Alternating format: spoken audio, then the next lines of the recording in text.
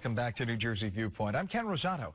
Well, lately we've seen an incredible rise in cyber attacks, and it makes one wonder, what should the average person know about these? Is cybersecurity, in fact, getting to be more and more insecure? If you're a victim of a cyber attack, what should you do? Please join me in welcoming Paul Oster, who's a cybersecurity and credit repair expert who is CEO of the firm Better Qualified in Eatontown, New Jersey. Welcome. Good to have you here, Paul. Well, great to be here, Ken. Well, is it just our perception, or is cyber attacking on the rise? Oh, it's on the rise. I mean, 2014 was the year of the data breach, for sure, and it's going to continue to get worse because we're just that much more connected. You know, now everything's online. Recently, I've been talking about smart appliances, and most people say, what's the big deal if my refrigerator gets hacked? Well, in 2013, 100,000 of those smart appliances were hacked. Wow. Emails were stolen, passwords were stolen, and the point there is most people use the same password for their refrigerator or smart appliance as they do for their banking account. Oh, wow. So once they're in, and anything that's connected online is just a pathway to our identity. You mean it's bad that I use the password? Yeah. Hello, goodbye, 1, 2, 3, 4, 6, 5, 4, 3, 2, 1, all of those things, or not changing your pins and passwords. We've almost become numb. We joke about it, right? Another data breach, 1 million, 10 million, 1 billion, who cares? I feel okay. Didn't hurt me, so I don't change my pins and passwords. The problem there is, you know, at Better Qualified, we see this all the time. And we deal with the aftermath, the victims. And victims of identity theft, if you could talk to one, you would know, you would do something proactively to make sure you never become one. It's just, and I'm sure I'm speaking on behalf of 90% of the people, if I could be so bold as to say this.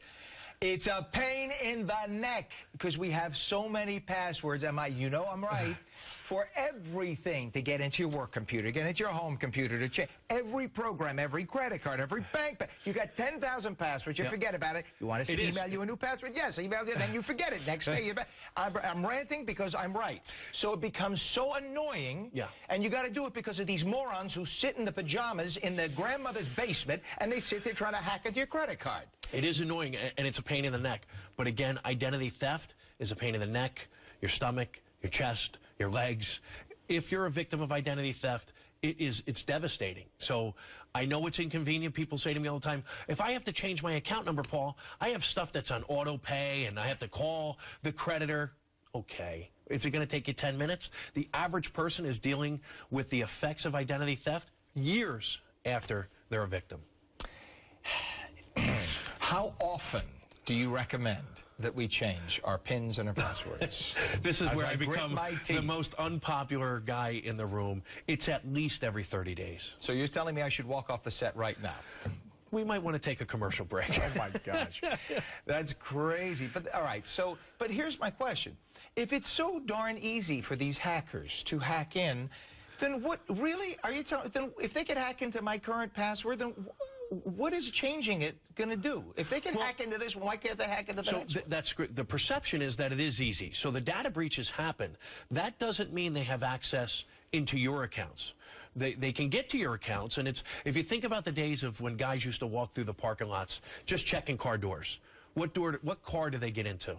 The one that's unlocked. Right. So if you haven't changed your pins and passwords, if your password is still password or hello, you're the account that they're going to take over.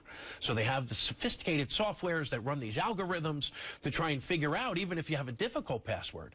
But at the end of the day, the easier you make it for them, the more likely you're going to become a victim. And again, this is where I become the most unpopular guy in the room. It's our fault that identity theft is one of the fastest growing crimes in the country. And it's going to continue to be that way until we, as consumers, do something about it. We lock our front doors, we lock our cars, we lock our phones. We do very little to lock our identities. And there's no such thing as identity theft protection because our information, our data, is in 10 million billion places out there over the internet. But the idea is to secure what you can.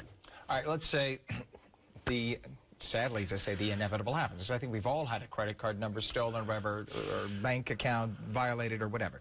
So it happens. What do we do? So you have to make sure that you are aware of it. Early detection is the key. Like I just said, there's no such thing as protection. So unfortunately, we live in a day and age where you need to be involved in a credit monitoring program. And The FTC gives us all one free look on annualcreditreport.com to check our credit reports. I almost like to say thanks for nothing. Once a year, really, you know, that's something that should be changed to every 30 days we should have access. But if not, then we have to pay a couple bucks a month to be involved in a credit monitoring program.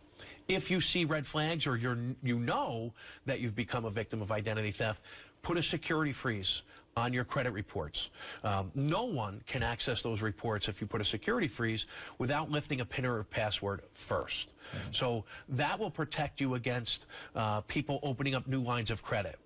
Putting a security freeze on your credit reports does not protect you against true name identity theft. And this is a really devastating part of this crime. This is where someone assumes your ID.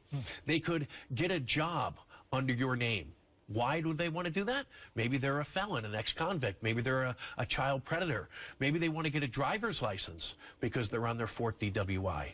And to do all those things, they don't need access to your credit reports.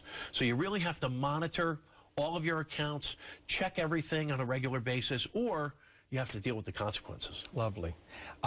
You know, there are so many of these new security cams that work on a Wi-Fi in the house today. Yep. And one of my neighbors told me that they found themselves on one of it was in Russia, one of these Russian sites where their Wi-Fi, whatever it is. Yep, absolutely. So that's also something. Be Baby careful. monitors. Make sure that you have that locked and change the ID on that. We're out of time, but I just want to put that out there. So if you have your... Scary. Okay, we're out of time. I want to thank you so much, Paul Oster, for being here. Good luck with that. Good luck, everybody. I'm Ken Rosato. We thank you for joining us. With all of that, enjoy the rest of your weekend.